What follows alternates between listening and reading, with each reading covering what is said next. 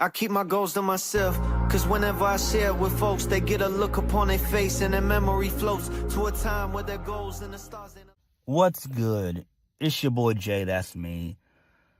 Let's talk about Monday Night Raw from February the 23rd, 2026. Even though I don't want to, I got to. This show was not a good show.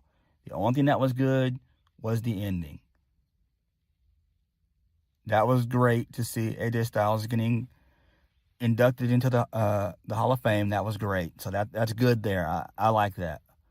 But everything else on this show was a disaster. The Vision is over. It's over. Bronson Reed tore his bicep. He's going to be out for 6 months. We won't see him back again until SummerSlam. And he was breaking up a pin between Jey Uso and El Grande Americano, a.k.a. Chad Gable. So the Vision is done, right? It's over and done with. Rollins is on the shelf. Bronson Reed is on the shelf. And Braun Breaker's on the shelf. So the Vision is over and done with, right? Brock Lesnar was on this show. He's going to be doing an open challenge for WrestleMania. Huh? Yeah, you heard that right.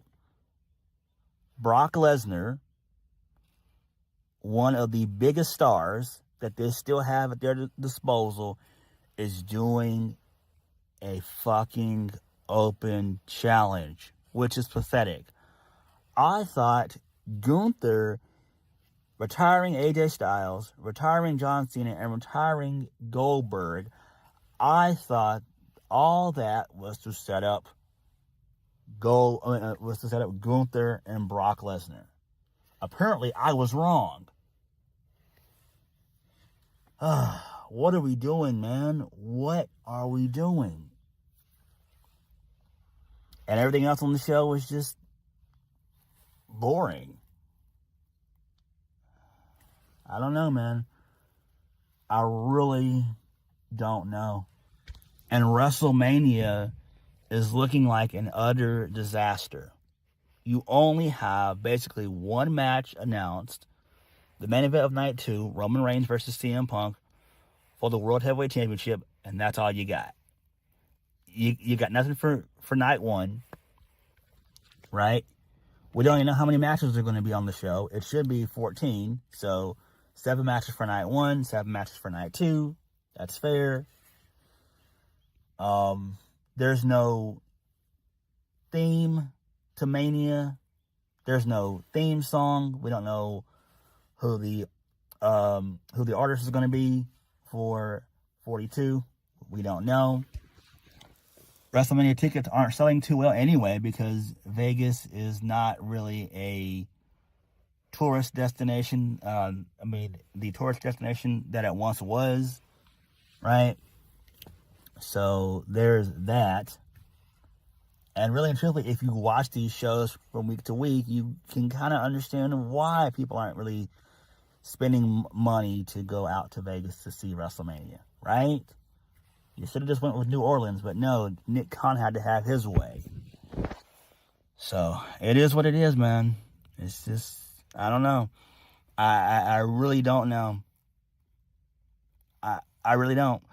This is shaping up to really be the worst WrestleMania within the last 5 years. Literally.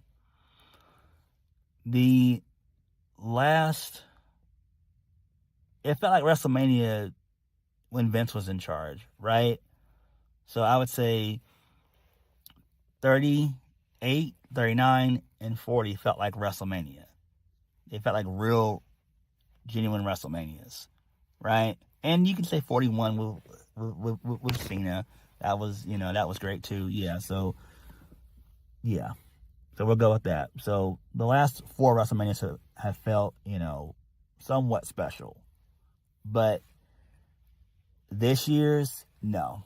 It's not even night and day. I don't know.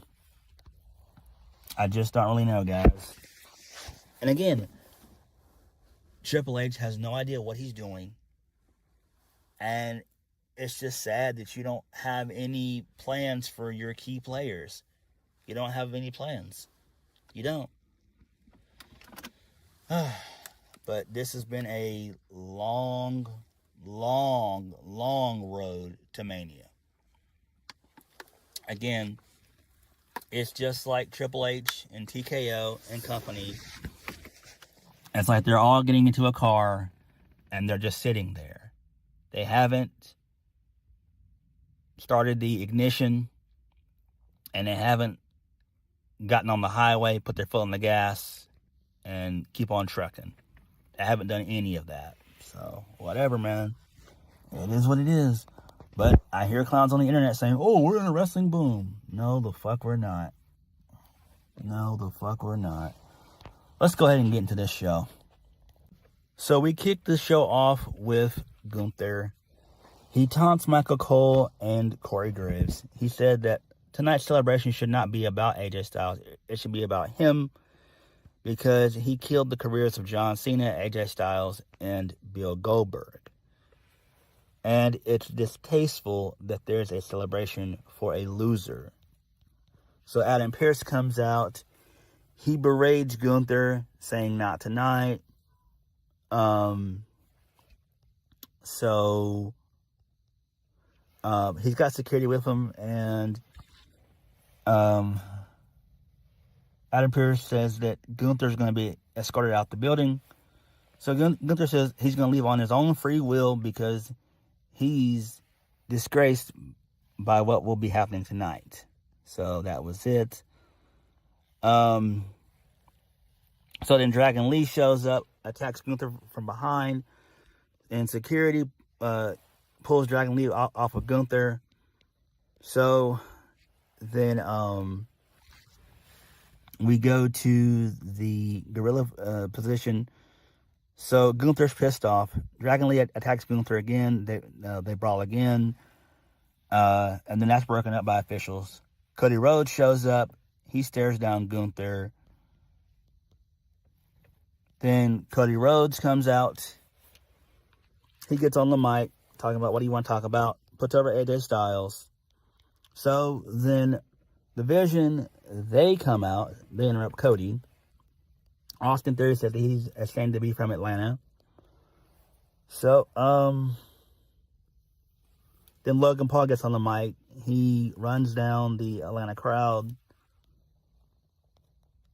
So, whatever. It just sets us up for the first match of the night,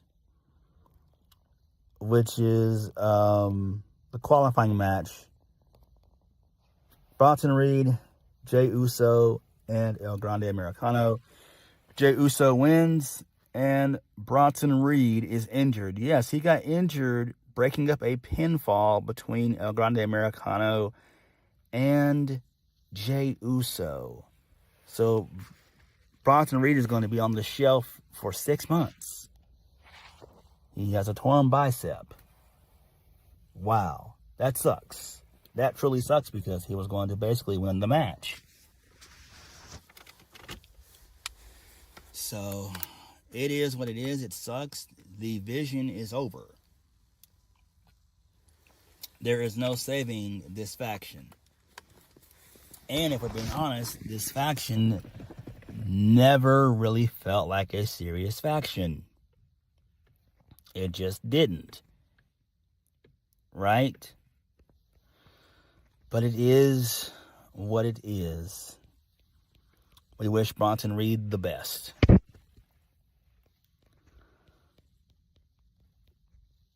But where does that leave Seth Rollins and Braun Breaker, right?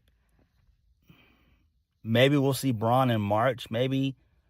Same with Seth Rollins. So maybe we'll see them in late March. I don't know. But man, the Vision is over and done with. So Jey Uso winning, it's fine. Who gives a shit, really? Moving on from that, this leads us into a video package of AJ Styles debuting at the Royal Rumble back in 2016. when he was in the number 3 spot. So that's cool there. So Nakamura and Bobby Roode, they were backstage. So that's good there. Yay. Moving on, this leads us into Liv Morgan. She was out next along with Dirty Dominic Mysterio. So Dom tells the crowd that they're in the presence of the greatest Intercontinental Champion and Triple A Mega Champion, or Triple A Mega Champion, as well as the greatest Royal Rumble winner of all time. So he said that Liv Morgan is going to make her decision on who she's going to face at WrestleMania. So Dom then asked Stephanie Vacker and Jade Cargill to both come out, which they both oblige. And basically, Liv said that she has decided, but she's got something to get off her chest first. She said that Stephanie Vacker's words last week really caught her by surprise. She's not used to being vulnerable like that. She thought about what Stephanie Vacker said all week, and that Stephanie Vacker is right. Liv Morgan didn't realize how selfish and privileged she is. Stephanie Vacker told her that Liv Morgan has had 10 years of the best of the best. Liv Morgan didn't know much about Stephanie Vacker's story. She didn't know that Stephanie Vacker had to scratch and claw for 10 years to get to WWE. And now that Liv Morgan knows Stephanie Vacker's story, she's sorry for overlooking her. Liv Morgan has to focus on her own story now. Then she looks at Jade Cargill, and then out of nowhere, she viciously attacks Stephanie Vacker, hitting her with the microphone. And then she hits the Oblivion and a code breaker. And then she stands tall with the title, and that was the end of the segment. Who gives a shit? We all knew this was going to happen anyway, right? There was no need for Jade Cargill to be there. That was a waste of time for Jade, right? We know that Jade Cargill's from Atlanta, right? We get it, okay? Great, cool. But Jade Cargill did not need to be there in the flesh at all, period. Liv Morgan should have made her decision the same night that Roman Reigns made his decision, the night after the Rumble, right? I don't know, man. Do I care about this? Not really. Does this feel like a WrestleMania match? Not really either. Not really. Like, this is a match you could get away with doing it at the Chamber, but honestly, a Mania match between the two of them, I'm fine with it, but it just doesn't feel like it's Mania worthy. To me, it just doesn't feel like it. But it is what it is. Moving on from that, this leads us into a backstage segment involving Javon Evans. He gets into it with Kofi Kingston. So Offset is there because he's from Atlanta. So, yeah. And then, basically, Kofi Kingston runs his mouth through Javon Evans. Kofi was pissed that, he tried to get Offset to do his theme song a while back and everything. So it is what it is. Xavier Woods is going to be out for a little bit too. Well, no, he was there. His arm's in a sling. So, yeah. Damn. Got a lot of people on that injury list. So, basically, Kofi then challenges Javon Evans to a match. Yay. Whatever. Moving on from that, we get more AJ Styles stuff. We see a video package from AJ Styles defeating Jinder Mahal in the UK. That was cool. The Good Brothers, they were there, along with Tama Tonga and Tamaloa. Michin was there. Yay, okay. Moving on, this leads us into Maxine Dupree versus Natty. So Natty took out Maxine Dupree, beat her up pretty bad, and the referee called for the match to be stopped. I don't care about this at all. Who gives a shit? So Natty wins via referee stoppage. Moving on, more Judgment Day nonsense. Who really cares? JD McDonough apologized to Finn Balor for being hot-headed last week. So, JD knows that Balor can do this on his own. Finn Balor thanks him. Dom says that they left him hanging last week, which is why he lost. Now he has to defend the title next week on Raw against Penta, which should be fun. So Finn Balor sarcastically apologizes for not being there because he's focused on the biggest match of his career. Finn Balor says he held his own because while the other two were injured. Finn Balor tells Dominic Mysterio to take some responsibility and grow up. And, it is what it is. So, okay, whatever. Moving on from that. This leads us into Adam Pearce. He's backstage. He's got the crate. So that's going to be opened at Elimination Chamber. So Adam Pearce tells an assistant to send it to Chicago. And then him and Nick Aldis, they're going to open it at the Chamber. So Rusev shows up saying that he has to talk to Adam Pearce. Obafemi shows up to confront Rusev. Rusev says he talks a lot for a rookie.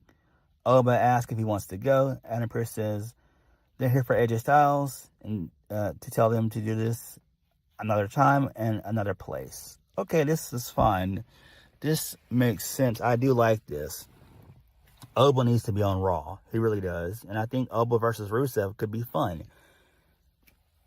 I don't know why this match is not going to take place at the Elimination Chamber, but who the fuck knows? But it should take place at the Chamber, if we're being honest. Whatever. Moving on. Brock Lesnar comes out with Paul Heyman. Paul Heyman puts over Brock Lesnar and everything else. And then he just basically talks about having an open challenge for WrestleMania. I don't care about this. This is a pathetic way to use Brock. It's pointless, right? So we saw Brock's dates that he has going up until Mania. So he's going to be in San Antonio, Texas, Boston, New York, Houston, and Sacramento. So whatever. I don't give a fuck about this. It should be Brock Lesnar versus Gunther at Mania, right? And yes, Brock Lesnar should beat Gunther. And we should get 2 more matches out of this, if that's where they're going with this. But I have no idea where they're going because I don't really care. Moving on, Becky Lynch says that AJ Lee can't compare her resume with hers. All AJ Lee ever did was win a butterfly belt. AJ Lee doesn't deserve to hold her title. AJ Lee will be the least talented AJ to retire this year. And on Saturday at Elimination Chamber, Becky will prove how good she is. Whatever, I don't give a shit about this. I don't. Javon Evans defeats Kofi Kingston. He wins via the OG cutter. And it seems like he may have tweaked his knee in this match also. So hopefully he's okay. Then we get more AJ Styles stuff. Then Finn Balor is out next. Well, he's cutting a promo backstage. Finn Balor says it's been 10 years of what ifs. He's convinced everyone, including the Judgment Day. When Finn Balor lost to CM Punk in Belfast, he stopped asking what if. Now, it's when he beats CM Punk, he goes to WrestleMania. There will be no more what ifs because everyone will know who's the best in the world. Okay, that's fine there. Who really cares? Moving on, CM Punk is out next. He puts over AJ Styles. He says that he's going to give Finn Balor a receipt. CM Punk says he's doing the best that he can do. Punk's giving the people a fighting champion they deserve. Like the people he grew up admiring. Terry Funk, Harley Race, Shawn Michaels, The Undertaker, and Triple H and more. So Punk said he's tired of dealing with what ifs. He hates dealing with what ifs. And that's basically all the promo is, basically. And then he says, that he's the champ and he's the best in the world. He's CM Punk. Okay, whatever. Who cares? I don't care about this at all. More AJ Styles stuff. So Jeremy Borash was there. Petey Williams was there. And El Moss was there. Okay. Moving on. Raquel Rodriguez. She qualifies for the Women's Elimination Chamber. She defeats Io Sky and Kairi Sane. Nice. So good stuff there. So cool. I'm glad that Raquel is in the chamber. She's not gonna win it, but I'm glad she's there. Moving on. This leads us into the closing segment of the evening. AJ Styles officially retires. Basically, he gave a 10-minute speech putting over his time in TNA, Japan, and in the WWE. He thanked everybody, thanked his wife and kids, and he basically says the reason why he didn't retire in Saudi Arabia at the Royal Rumble, he wanted to retire at home. So AJ takes off his gloves and his jacket, and then the entire WWE roster comes out. They give AJ a standing ovation. Then the Undertaker comes out, and he inducts AJ into the Hall of Fame. And the two of them embrace, and that was the show. So that was fine there. I liked that. But everything else on the show was just a disaster.